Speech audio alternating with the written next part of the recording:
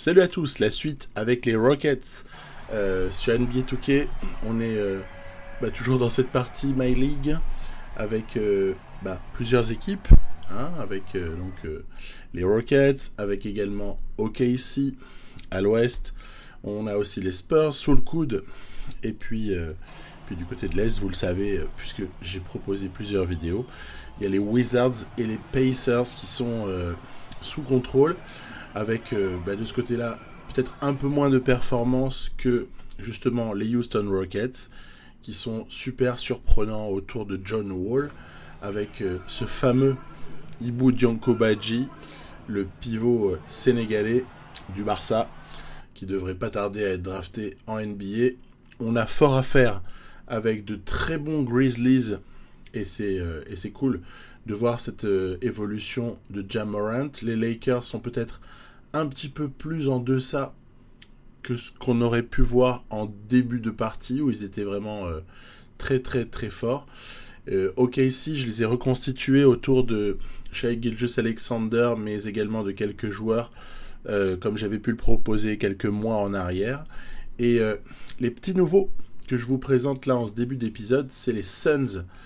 Les Suns également, les mêmes que ce que j'avais proposé là aussi il y a quelques mois, dans mon premier My League de la saison, en fait, avec Ayton, Booker, etc. On va en reparler juste après.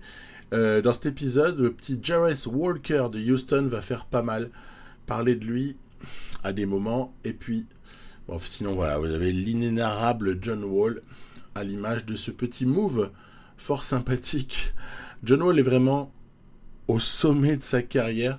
Il est bien plus fort que ce qui a été même à Washington, du temps où il avait 88 d'overall. Enfin, j'exagère à peine, hein. Mais c'est du très très grand John Wall là sur ses 32 ans. Il est phénoménal. Phénoménal comme le bilan des Rockets à ce stade-là, mais on le savait déjà, parce que je vous avais déjà montré cela. Et ce qu'il faut regarder justement, c'est ces fameuses petits Suns. Vous allez voir que il y a de l'espoir peut-être pour faire partie. La thématique de cette saison, pour moi, c'est les gens qui peuvent... quelles sont les franchises qui peuvent faire du mal, entre guillemets, à ces Rockets qu'on n'attendait pas. Premier lieu, je dirais donc Grizzlies, Nuggets, mais également Spurs, Thunder et Suns ici. Alors, ça a bougé un petit peu dans la ligue. Ça a bougé. Et au moment de constituer notre rotation là, avec les Suns, de vous faire la présentation de ce qu'est mon roster du moment, Cam Reddish, on n'est pas vraiment surpris. C'est mon 6e homme, comme je l'avais montré il y a pas mal de temps. Mais celui qui est le petit nouveau, c'est Cole Anthony, qu'on est allé chercher en échange de Jalen Suggs. Voilà, donc c'est la petite nouveauté par rapport aux vidéos anciennes que je vous avais proposées sur les Suns il y a quelques mois, comme je disais précédemment. Cole Anthony à la place de Jalen Suggs, parce qu'en fait, il me paraissait être digne de prendre la succession, en fait, progressivement de Chris Paul, parce que la fenêtre de tir de Chris Paul, elle est assez réduite. Alors c'est vrai que IRL, c'est pas grave, puisqu'ils sont presque sur le point d'être champions NBA, et ce dès la première saison de Chris Paul à Phoenix. Donc c'est phénoménal. Ça pouvait pas se passer mieux, en fait, pour les Suns que ce qui se passe cette année dans la réalité. Dans la partie, ça n'est pas la même chose. Ils ont eu un peu du mal à performer. Évidemment, ils étaient en play-off assez régulièrement, mais ça n'était pas non plus une équipe qui sanctionnait tant que cela ses adversaires, étaient moins létales, malgré un très bon Booker, malgré un très bon Ayton, mais quand même, ça tarde. En plus, Reddish est pas mal, il a bien évolué là dans la partie, il est à 84 ou même 85 d'overall, donc c'est assez fort. On va voir ce que ça donne.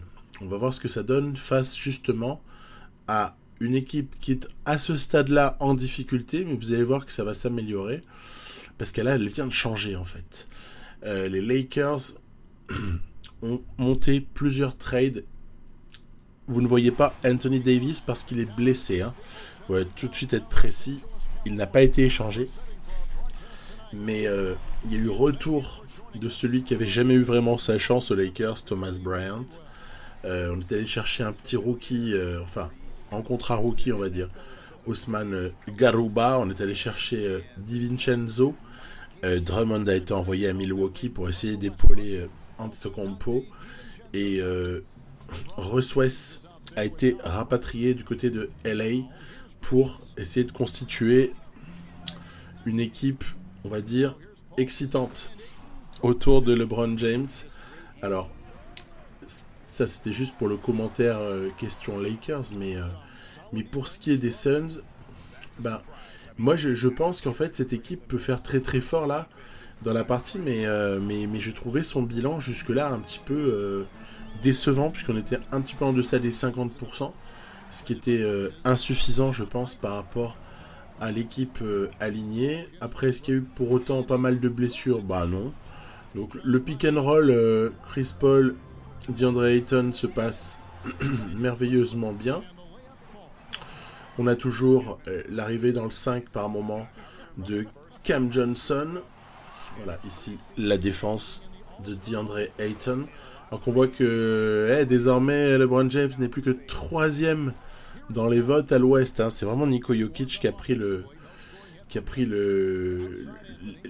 pouvoir à l'Ouest, je dirais, en compagnie de Doncic pour ce qui est des guards, même pour les votes du All-Star Game. Hein. Ce sont ces deux joueurs-là qui ont pris le dessus.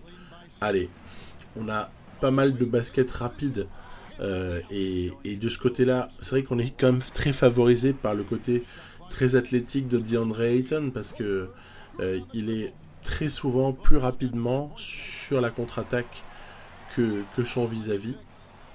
Ici, une action plutôt intéressante où on l'envoie Devin Booker qui contre l'ami Westbrook, et derrière, bam, ça déclenche pour Reddish qui était idéalement placé. Taco Fall n'a pas le temps d'intervenir. Taco Fall, j'aime bien ce joueur en fait. Voilà. Donc le match n'est quand même pas ultra serré. Pourquoi ? Parce que Phoenix est au-dessus à ce stade-là.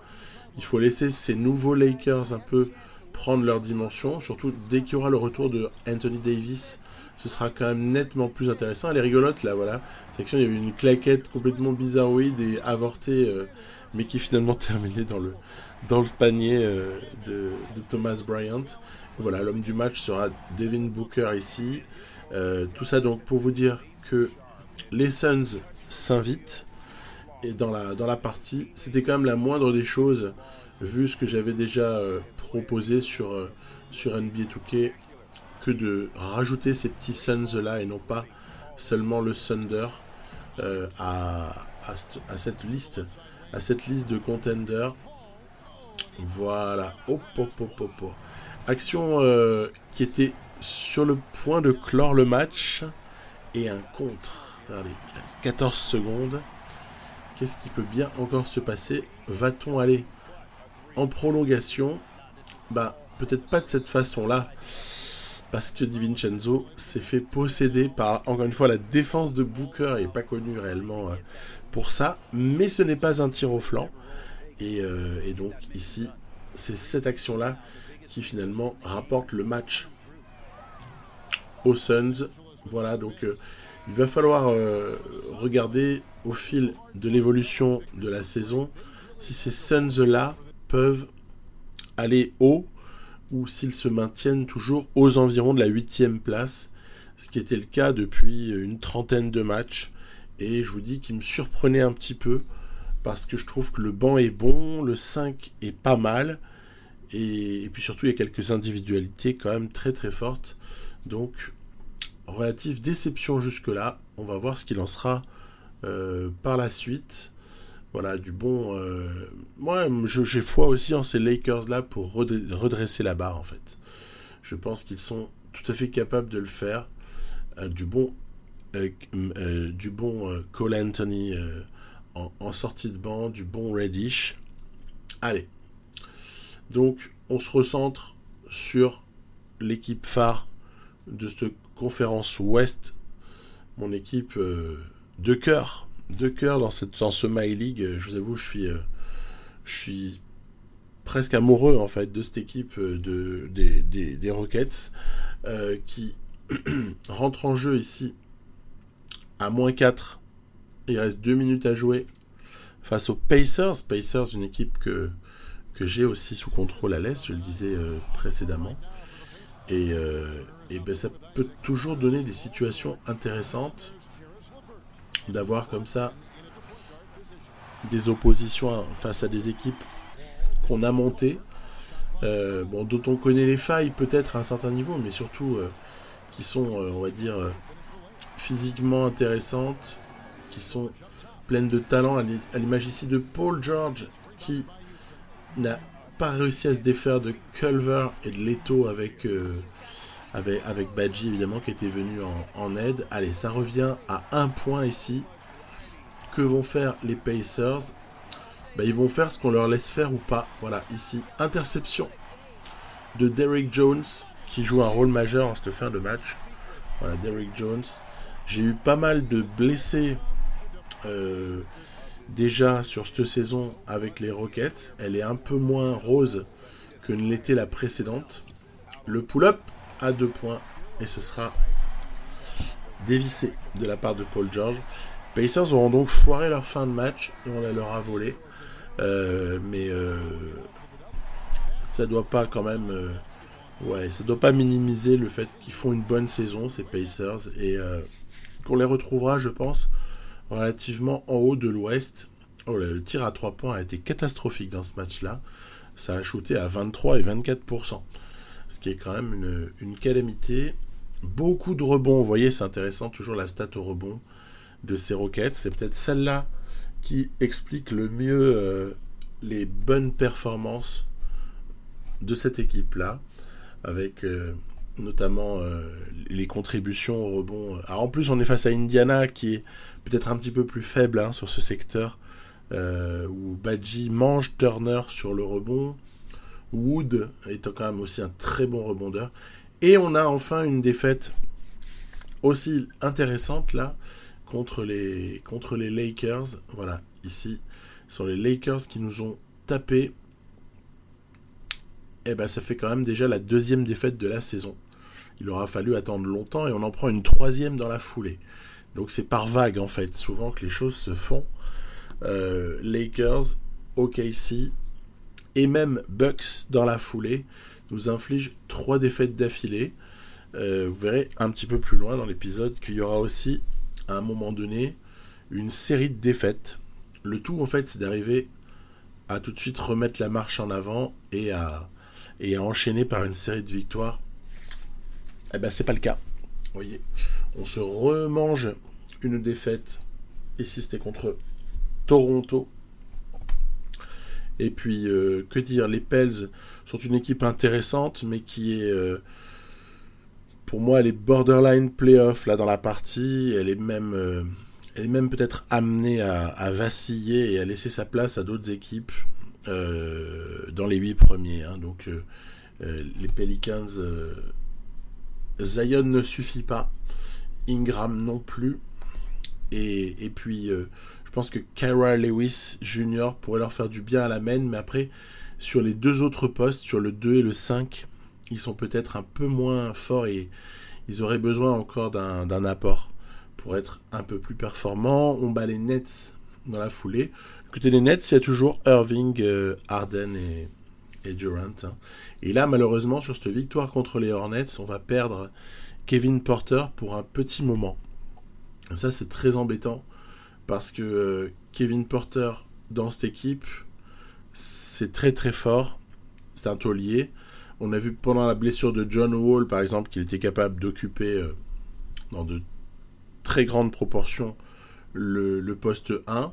Et je vais donc faire appel un peu plus à Nwaba, évidemment, mais également à Jarace Walker, qui est notre rookie. Alors celui-là, il paye pas de mine, hein, Jarace Walker. Donc à 73 en début d'année, à la draft aussi. Il n'a pas de défense, mais il a des insignes. Donc on voit la contribution de Porter, ça va être difficile à oublier. Hein, 22 points, 5 passes, adresse à 50, 40, 84 en 31 minutes. Je veux dire, là, on a quand même forcément une chute de perf qui est pressentie. Hein, au moment où on perd Kevin Porter en plus pour 4 à 6 semaines, hein, ce qui est quand même pas anodin comme blessure. Donc je resserre un peu la rotation, j'ai mis plus de minutes aux mecs importants, et puis on va voir un petit peu de quelle manière ça peut se passer. Bah, il y a une occasion idéale qui nous est proposée, c'est de jouer contre le Heat. Heat qui réalise pour l'instant la meilleure perf à l'Est. Ils sont en tête de l'Est avec 33 et 9.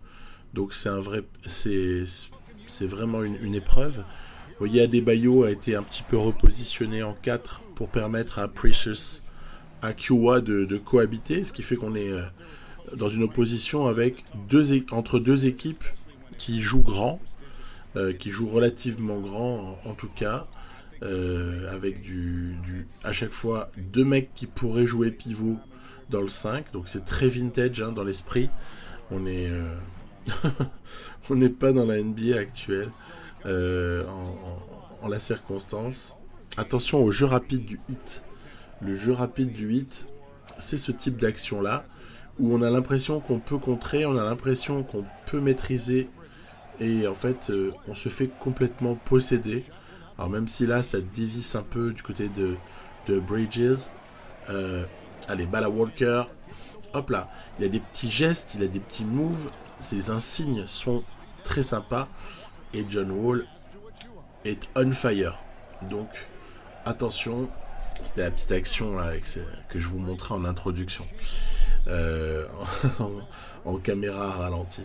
Donc Kendrick Nunn en insolence. Ouais, c'est un match qui est en fait plus difficile qu'il n'y paraît, et où on commence un petit peu difficilement, vous voyez, avec comme ça 24-16 ici, ça passe à plus 8 pour le Heat.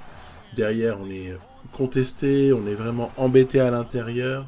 Bam Adebayo fait du très bon travail, notamment Jimmy B également. On n'est pas surpris pour passer à plus 10.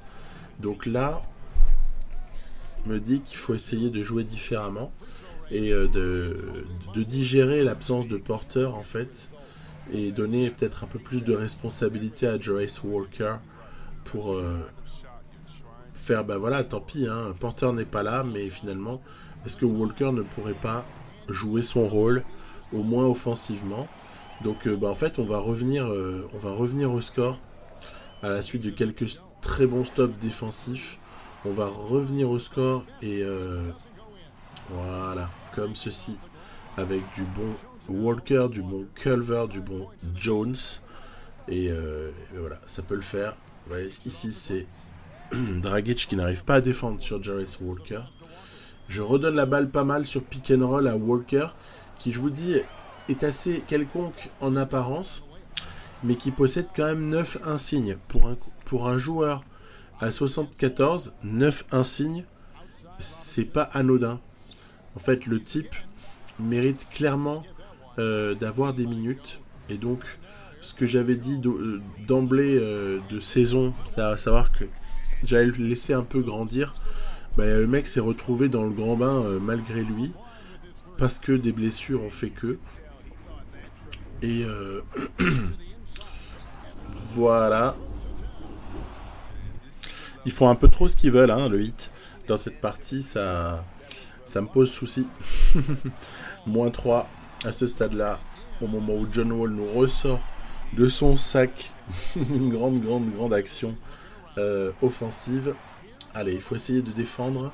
Ça n'est pas le cas ici, où Badji a littéralement regardé Adebayo faire son show. Espérons qu'il n'en sera pas de même ici. Voilà, c'est contesté avec une action de contre-attaque où Culver doit temporiser face à Jimmy Butler. Allez, on va essayer de chercher la bonne passe, le bon mouvement, ou alors on fixe dedans. On fixe dedans pour, encore une fois, le démarquage de quelqu'un. Ici, John Wall. Ah là là, c'est dévissé. Dommage. Fin de match, très serré.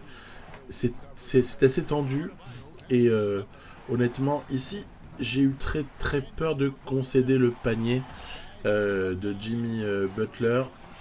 Et au contraire, sur la contre-attaque, c'est John Wall qui ira comme ça nous faire passer en tête sur une bonne défense. Donc beaucoup de choses sont toujours possibles. Plus 3, attention, Taylor Hero à la balle. Il reste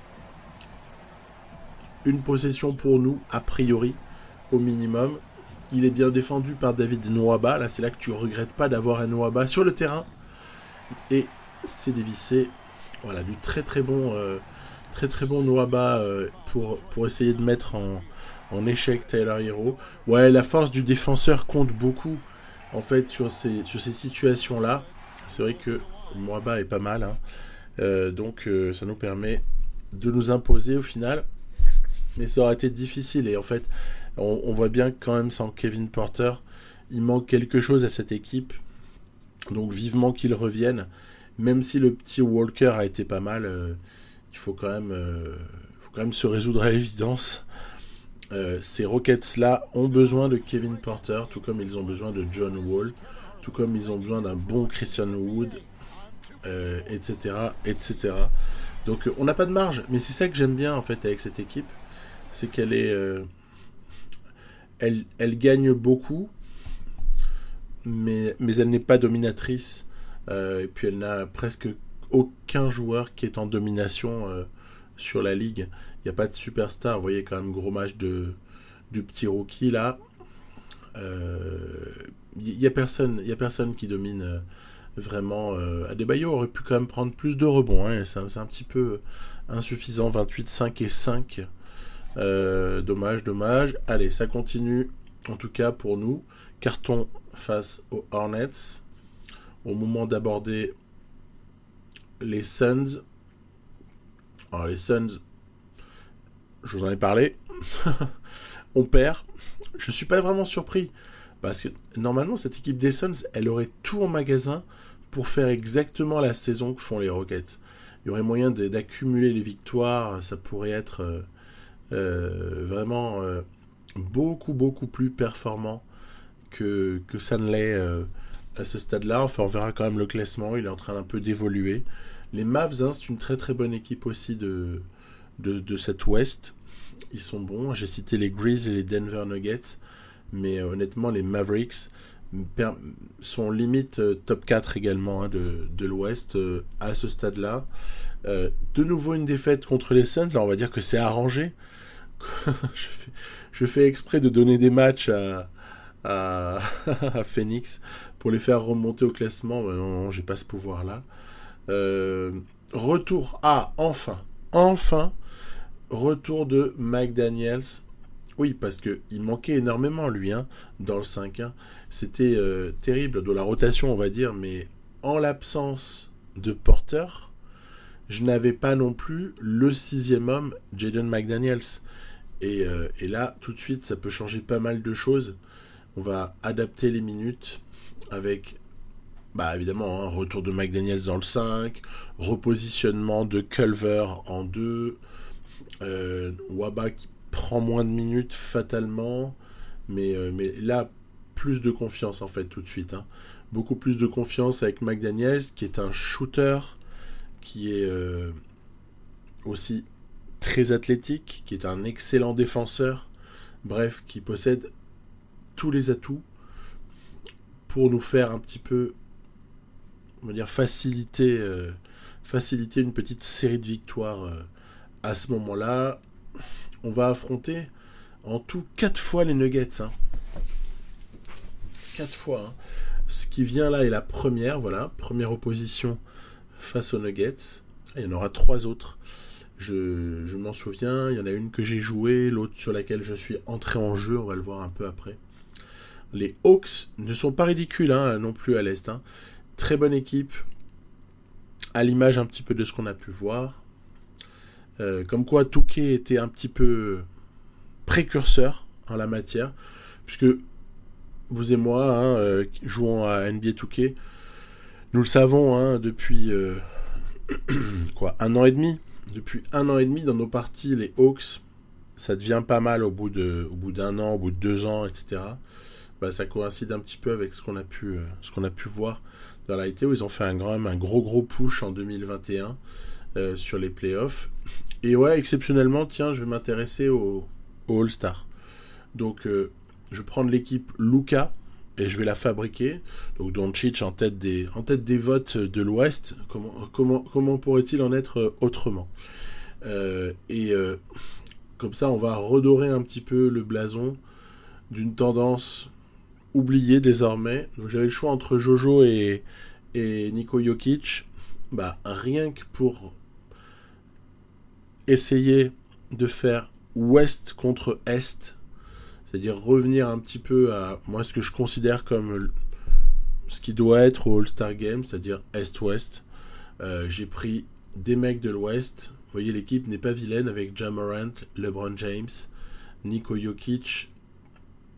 Et évidemment, du coup, on est allé chercher Ingram pour compléter tout ça avec Luka Doncic. En face, c'est bien de voir que Bradley Beal est dans le 5. Donc c'est quand même sympa. On notera Booker, Ayton et Wood qui sont remplaçants à l'ouest, entre guillemets, en tout cas dans la team Luka. Voilà, donc pour les All-Stars, c'est à peu près tout ce qu'on a. Il y en a quand même donc 2 à Phoenix, hein, c'est bien. C'est bien d'en avoir 2 à Phoenix. Et Houston en a quand même enfin un, j'allais dire, il était temps, hein, puisqu'avec les performances depuis... Là, c'est la 2e année quand même où cette équipe performe. Et bien enfin, on est récompensé par la présence de Wood au All-Star Game. Espérons que si ça se poursuit, là on est en mars 2023, si ça se poursuit, espérons avoir peut-être aussi Wood dans une NBA team. Il le mériterait en fait statistiquement et sur le plan du bilan aussi obtenu. Il le mériterait là et qu'est-ce que je pourrais souhaiter également. Les autres sont un petit peu en deçà du niveau All-Star, probablement. Donc on ne peut pas vraiment le souhaiter, hein, que ce soit Wall Porter, Badgie, Culver, c'est un petit peu en dessous du niveau All-Star. Tiens, on a pris une trempe ici contre le Thunder. Voilà, on pourrait voir l'année suivante apparaître quand même Shai Gilgeous-Alexander au All-Star Game. Mince alors, quoi. Il est super fort. Il porte sa franchise à bout de bras. Il est vraiment somptueux. Ah, retour de Porter. Ce qui veut dire qu'à ce stade-là, on est au complet. On est au complet puisque on a déjà récupéré McDaniels, on récupère Porter. C'est donc l'occasion de refaire totalement la rotation. Et je vais la refaire dans un esprit différent, cette fois-ci. C'est-à-dire que, vous voyez, nous sommes à quoi ? Une 30aine de matchs de la fin de la saison. Je ne sais plus exactement à ce moment-là, mais on est aux environs de la 30aine de matchs avant la fin de saison régulière. On sait qu'on ira en play-off. À partir de là, il n'y a pas vraiment de questions à se poser. Je réduis un petit peu les minutes de mes titulaires. On va dire, je réduis les minutes de mon 6 majeur. Puisque pour moi, McDaniels fait partie des titulaires. En vérité, sauf qu'il est le 6e homme, mais il est super important. Donc, on réduit tout le monde à 30 minutes et 27 pour McDaniels. Et comme ça, on ouvre un petit peu le banc à des mecs qui, en fait, méritent. Et la petite nouveauté du moment, c'est que Justin Patton, que j'avais fait très peu jouer jusque-là, va sauvegarder comme ça quelques petites minutes. Et ce sera l'occasion de l'avoir un peu manette en main si on joue un match. Puis en plus, il ne démérite pas, hein, il est à 76, il s'entraîne, il ne râle jamais alors qu'il joue très très peu. Et donc il mérite d'avoir quelques minutes que j'aurais pas forcément donné à quelqu'un qui me prenait la tête et qui râlait tout le temps. Jamal Murray, Scottie Lewis, Alec Burks, et ensuite évidemment le duo Porter-Jokic. Oui, le jeu préfère faire jouer Porter en 4. C'est peut-être à ce poste-là que ses lacunes défensives se voient le moins possible. Donc c'est peut-être un bon choix en vérité. Hein. Surtout si tu n'as plus un Millsap au top de sa forme, que tu n'as pas souhaité mettre Bol au poste 4 par exemple. Donc ça peut se comprendre. Ça peut se comprendre, mais du coup, il devient une cible, hein, Porter. Michael Porter, c'est un petit peu, souvenez-vous, à l'image de ce qu'on a vu récemment en playoff, où les Suns avaient littéralement ciblé la non-défense de Michael Porter. Hein, c'était assez fou. Hop là. Ici, c'est pour McDaniels. On est bien content de le voir sauter, celui-là. Tellement il est plaisant. C'est alley-oop time, hein, par moment, hein, les séquences des Rockets. Ici, hop, on libère pour le shoot à 3 points de John Wall après la feinte. Il semble dire, je suis béni des dieux, tout ce que je touche se transforme en or. Ici, vous voyez, c'est pour l'exploitation de la mismatch. Ben ouais, Wood est capable de mettre in your face à Porter comme ça, et même l'aide très tardive de Jokic n'y changera rien. Ici, Aaron Gordon, ben donc lui, il s'est fait reléguer en rôle de 6e homme, hein, Aaron Gordon. Elle est pas belle cette contre-attaque conclue là par Jarace Walker. Bah si, franchement, elle est sympa. Je trouve le joueur intéressant. J'aime bien ses minutes à la main. Je les trouve très souvent très positives. Et que ce soit statistiquement ou même sur l'impact. Voilà, hop là. Ça, c'est du grand McDaniels. Hein. Pas de problème pour lui. Allez, on va traficoter en contre-attaque toujours. Pour se positionner dans ce match et gagner relativement avec un bel écart tout de même. Pour dire qu'on est face à une équipe qui est top 3 de l'Ouest, je trouve que le match s'est quand même très très bien passé. Leur mi-distance a été contrée par notre défense de façon létale. Et il n'y a que Murray qui s'en est encore bien sorti, un peu Jokic quand même, à 20-17, mais en face, ça a été plutôt un partage des points, alors qu'à Denver, on a quand même eu du mal à trouver de gros contributeurs.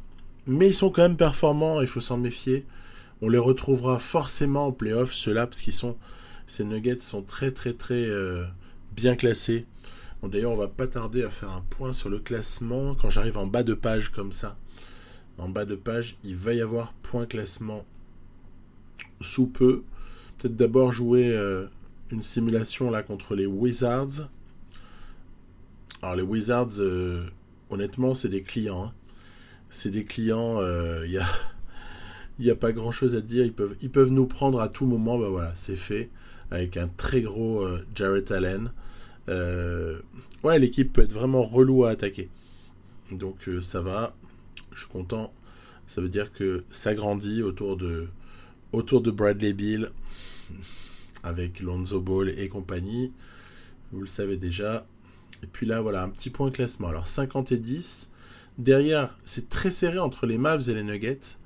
Et puis ensuite, il y a un combat, je dirais, Grizzlies, Spurs, Thunder, Suns, Pelicans s'accrochent encore pour la suite. Avec quand même quelques équipes qui semblent très bien parties, comme Grizzlies et Thunder, pour aller en playoff. Pour les autres, c'est pas forcément encore tout à fait conclu. Tiens, une belle défaite là, hein, contre les Hawks.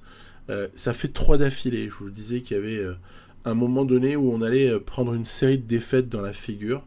Bah, c'est maintenant, en fait, où là aussi, un très bon Ben Simmons va contribuer à nous infliger une 4e défaite d'affilée. Alors ça, c'est quand même pas quelque chose qui est arrivé souvent à cette équipe. Et on a même la 5e d'affilée du côté des Bulls. Alors Bulls, déjà, ça s'entend un peu plus parce que c'était la finale NBA l'année qui a précédé. Hein. Rockets, Bulls. Donc, à la limite, les Bulls, je peux comprendre. Et attention, parce que dans la foulée, voilà, 150 points des Grizzlies. Alors là, on est en train d'exploser en plein vol. On est en mode je tank total. Ah oui, mais le problème c'est que t'as déjà 50 victoires, donc il faut pas tanker. Non, bah après ça va revenir, vous allez voir. Ça va revenir parce que finalement cette équipe à chaque fois rebondit et on sait pas trop comment, quoi. Donc Jazz, Wolves, on va dire c'est propice à un rebondissement, à un rebond, pardon. À un rebond, les Pels vont être notre prochaine cible. Tiens, regardez en bas, Lakers, ça y est. Ils remontent les Lakers. Spurs se tassent, faut dire que eux ils ont dû subir la blessure de Kawhi Leonard pendant 4 mois et donc ça a changé pas mal de choses. Pelicans, c'est géré. Ouais, t'enlèves le franchise player, t'as beau avoir une bonne équipe autour, c'est peut-être normal qu'à un moment donné les résultats se tassent. Tiens, on a tapé les Mavs en simus, quand même pas évident de battre les Mavs comme ça assez régulièrement. Cavaliers, à la limite, allez, ça va. C'est relativement facile parce qu'ils sont encore en phase de, on va dire, de recherche de leur identité à venir dans la partie, mais je suis sûr qu'ils vont se relever à un moment donné. On mène de 4 points, réception des Nuggets pour la 3e confrontation de la saison. Donc je suis rentré. Ici, il y a une action qui va être rigolote, où finalement, Jamal Murray va être contré, mais derrière, on a le petit Zach Nnaji qui va franchement faire le boulot et même frustrer Ibu Dianko Badji, mais notre ami, le pivot, hop là, ne se laisse jamais abattre. Lui, c'est une machine à contrer en vérité. C'est une machine à contrer. On revoit celui d'avant qui était pas mal sur Murray, même si ça n'a pas permis de stop. Ici, il y a un press tout-terrain qui est quand même relativement drôle sur John Wall. Et là, voilà. Prise à 2 sur John Wall, excuse-moi. Prise à 2 sur John Wall qui trouve à l'opposé Porter qui conclut. Là, je trouve que c'est un peu l'insolence. Ça, c'est une action qui caractérise l'insolence de ces Rockets, en fait. Voilà. 7 fois de suite, victoire. Donc, vous voyez, le tir est redressé par rapport à cette série de défaites quand même assez odieuse qu'on avait eue précédemment. Ça fait 7 au moment de jouer Minnesota et on se replace à ce moment-là. Là, c'est quasiment acquis en fait, puisqu'il reste quoi ? Il reste 11 matchs, on a 7 matchs d'avance. Non, ce qui peut être plus intéressant à ce moment-là, c'est de voir le suspense pour la suite du classement, parce que pour le tout haut de l'Ouest, ça va, ça semble gérer. Par contre, derrière, il y a encore match entre Grizzlies, Thunder pour la 4e place. Suns ont un peu d'avance sur Spurs, Lakers. Par contre, ça sent bon pour les 8 premiers parce que les Kings et les Pels semblent quand même peu aptes à reprendre le bilan même des Lakers 8e. Donc, on connaît peut-être déjà les 8 à ce moment-là. Tiens, voilà, une huitième victoire consécutive. Au moment où, aïe, coup dur, tendinite au tendon d'Achille droit pour Christian Wood. Et c'est pas trop grave parce que c'est pas très long. Mais attention, c'est le genre de blessure qui te fait perdre de l'overall, ça. Ça, c'est très, très, très dommageable. Du coup, j'ai mis un peu plus de Derrick Jones. Je trouvais que c'était aussi sympa de lui donner des minutes à lui. Parce qu'il est très, très méritant, mine de rien, le bougre. Et donc, voilà, on poursuit toujours très tranquillement. Si la victoire contre le Jazz est quand même acquise, au moins qu'on puisse dire, c'est quand même 2 hautes luttes. Voilà, il reste 9 matchs à disputer. À ce moment-là, je suis un petit peu pris par le temps avant de proposer cet épisode, donc je vais pas me dépêcher. Je trouve ça toujours dommage de gâcher des parties en se dépêchant outrancièrement. Plutôt faire un point à ce stade-là sur la course au trophée. Où on voit par exemple que Luka Doncic est favori pour être MVP, mais Jokic n'est pas bien loin, avec du Ja Morant statistiquement aussi très très haut niveau, même s'il y a moins de rebonds, mais ça n'est pas le même joueur. Et Bam, tiens, Bam Adebayo qui est aussi dans la discussion avec Yanis. Je trouve ça intéressant comme quintette. Ensuite, pour ce qui est du rookie de l'année, est-ce que Chet Holmgren réussira à remonter in extremis Jaden Hardy, qui est a priori parti pour rafler ce titre? Il est du côté d'Orlando, Jaden Hardy, et voilà, on pourrait parler d'Orlando bientôt.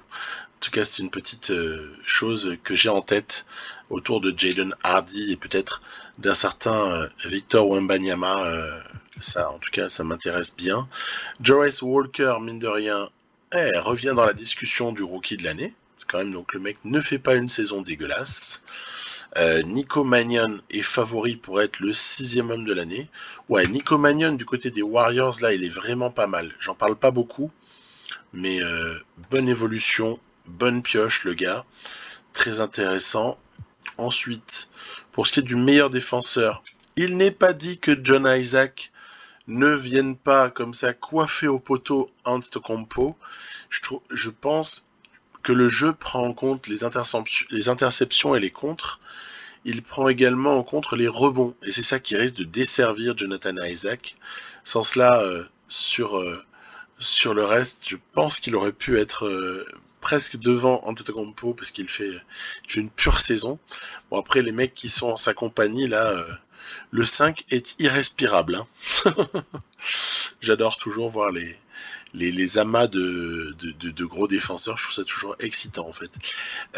Et puis sinon, pour ce qui est de la meilleure progression, oui, bah, que dire d'Evan Mobley, qui fait une année fabuleuse du côté de KC. Il est vraiment là pour le coup aux côtés de Shai Gilgeous-Alexander, une énorme force de frappe. Belle évolution d'Okoro, tiens, du côté des Cavs, ça fait plutôt plaisir. Voilà.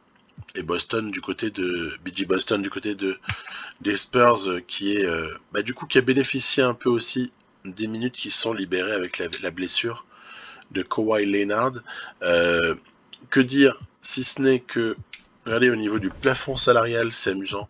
Je le montre pas souvent, mais donc si on se projette sur l'été qui vient, il y a quand même de la flexibilité. Il y a 27 millions pour Wood, il y a un salaire correct pour Porter, il y a une dernière année, mais je pense qu'on le re-signera bien sûr, John Wall, et le reste sont option Badgie, option McDaniel, ça tu lèves. Bon, il y aura quelque chose à signer pour Culver, hein. Et pour Nwaba peut-être. Après, les options sur Jones, sur Martin sont moins importantes, contrat rookie déjà comptabilisé pour Jarace Walker, donc pas de problème. Il n'a pas une énorme marge, mais vous voyez, il a quand même progressé. Le bougre, entre-temps, est passé à 75 avec plus 1 de morale.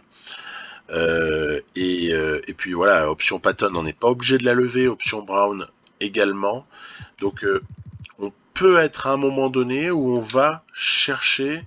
Allez, qu'est-ce que je voulais vous montrer? Ça, là, futur agent libre. On peut éventuellement aller se lâcher... On fera pas revenir James Harden, hein. Alors, ça comptait sur moi. Non, on pourrait aller commencer à draguer un joueur, un ailier. Après, je vous avoue que ça me ferait de la peine de virer Culver, mais il y a bon après il y en a plein qui sont restricted, hein, que ce soit DeAndre Hunter, Devin Vassell, il y a beaucoup de monde qui est restricted, donc on va pas non plus s'exciter outre mesure. Mais voilà, si on voulait aller prendre Wiggins, on pourrait. Oh, l'exemple qui tue en fait. Si on voulait prendre Harrison Barnes, on pourrait. Voilà, je vais m'arrêter ici parce que je crois que c'est en train de partir en sucette. Et donc, avant de dire trop de bêtises, juste un œil sur les statistiques individuelles. Voilà, où l'on constate que Wood a joué le plus, ainsi que John Wall en termes de minutes par match. Ensuite, on a Porter qui est seulement à 30 minutes en moyenne. Et donc, si on aligne les choses comme ceci, on s'aperçoit d'une contribution quand même vachement équilibrée. Il y a 5 joueurs au-dessus de 15 points. Voilà qui est plutôt l'archétype d'une belle défense. une belle attaque. Et même 6 joueurs en fait, quand on compte Jaden McDaniels. Donc voilà, c'est ce qui fait probablement le succès de cette équipe. C'est 6 joueurs à plus de 15 points. Je vais vous laisser là-dessus. Puis à dans quelques temps, moi je vais m'absenter un petit peu, une dizaine de jours. A plus, bye bye.